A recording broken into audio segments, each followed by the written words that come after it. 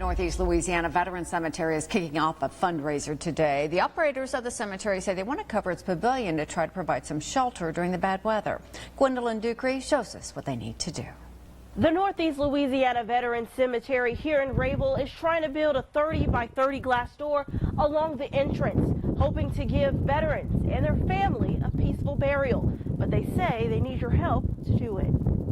Last year, on the coldest day of the year, we had 2 interments here, and of course there was sleet and ice and wind blowing. And wind you can actually hear as we stand under this pavilion. When the families came, they didn't even sit down.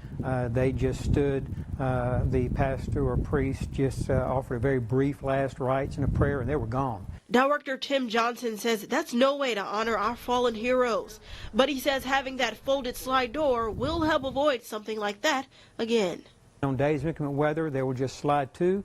It'll also have locks along the floor so the doors won't rattle on windy days. It's going to cost them $25,000. So far, the Richland Parish Chamber of Commerce has already donated $5,000. It's a very important moment in a veteran's family's life, and they'll always remember this day. There's a funeral here. There's more than 100 people buried here from all across Northeast Louisiana.